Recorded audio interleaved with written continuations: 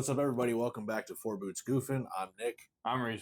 And today we are going to do our first impressions of the board game Inferno by Red Mojo Games. Inferno is a shared board worker placement game where in the Inferno phase, you'll place workers out onto the board, and corresponding to the symbol, you'll be able to place workers out on the city board. And you will take actions in the city according to the spaces that you chose in the Inferno board. And then if your worker, your souls, has been sent to a spot where it matches their color, that soul will lay down and then you will score points and it'll cover that spot for the rest of the game. And the game is all about trying to cover up as many spots as you can for the tracks that you are invested in so that you get the most points at the end of the game, as well as trying to balance getting points immediately by laying workers down. Yep. So it's about trying to choose the best action at any given time, whether to move a worker down to set yourself up for a later turn, down towards the bottom where they're worth more points,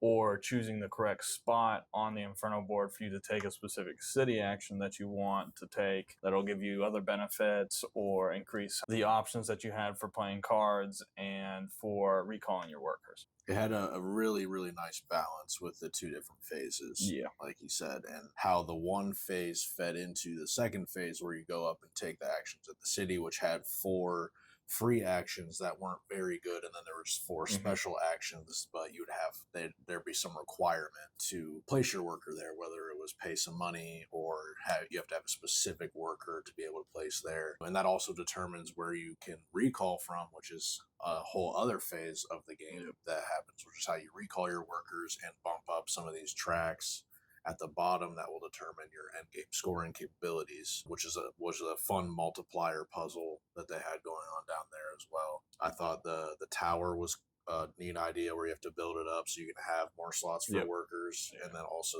the 4 resources you needed to get also filled up your tower, so you needed to find a way to get those off so you'd have more spots. And it just all kind of it went together so well. Yeah, it always feels like you don't have enough time. Yeah. Which I thought was kind of nice. Yeah. It always feels like throughout the whole game, there's always this thing that I want to do, and I don't know if I'm going to be able to do it by the end of the game. Yeah. Because the end game trigger is based off of how many times people recall. And a lot of times, especially at the beginning of the game, everybody's recalling at the same time. So it's kind of like the tracker's not moving for multiple rounds, and then all of a sudden the tracker moves like 4 times towards the end of the game. And you weren't expecting it. Yep.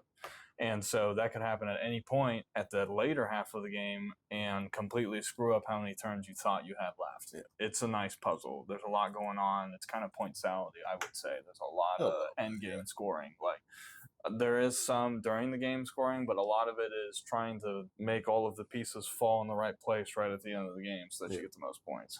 And then the Dante is the round tracker kind of thing, and wherever he ends on spots, which kind of trigger events that happen for whoever moved him, which could be adding a scroll to it. So if you're bumped up far enough on a certain color, you'll be able to score it, and that's what determines that, which is really cool timing of the game. So you had to kind of go down the color based on the levels of hell.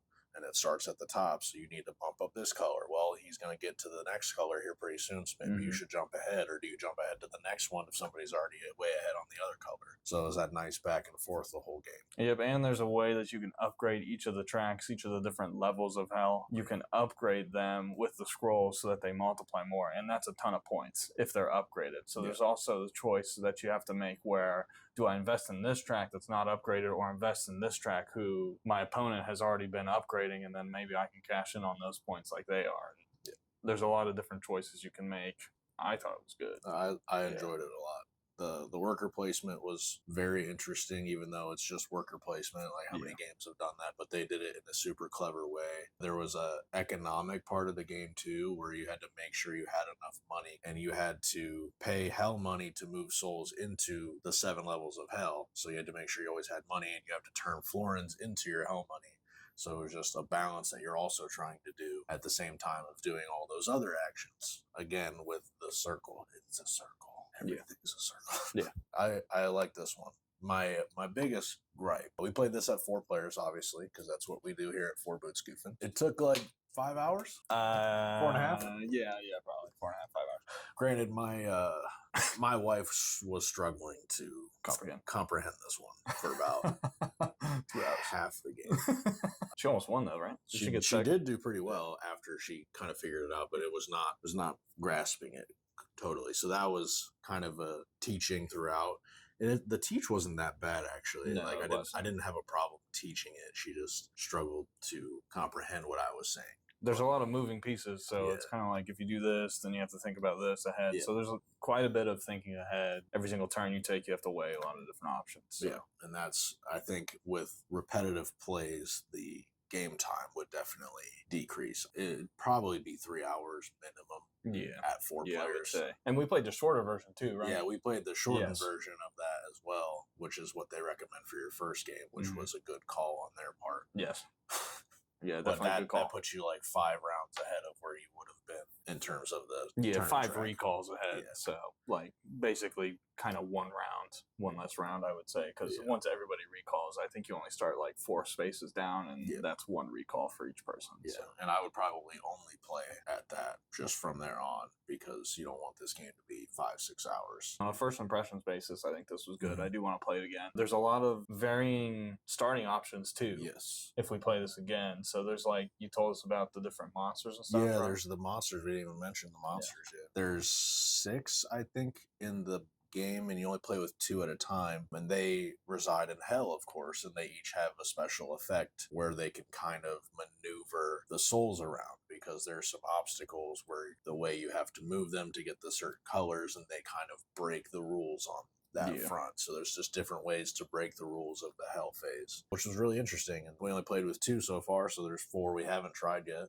And then the starting card, there's the intro starting cards, but then they have a whole deck of other starting cards that you get to choose, like what resources you start with, or somebody might start with a taller tower or a shorter one, or you might get bumped up on 3 color tracks as opposed to 1. Like, there is just all varying to make the game way more replayable, because if that stuff wasn't there, it wouldn't be nearly as replayable for sure. Yeah, still playable, but you probably wouldn't get a ton of plays in over time. But I could see us playing this again for sure. But yeah, as a first impression thing, I think this is in top 100 for us. Yeah, I think I slotted it in my 100 so far, but we got a lot of new games to knock out, so who knows what's going to happen. But as of right now, I think it's in my top 100, even after a 4.5 hour game. Yeah, this is definitely a good one. Inferno, first impressions. Here. Thank you for watching our video. Please like, subscribe, and comment down below of anything you'd like to see in the future. And don't forget to hit the bell and give us a follow on social media down in the description below.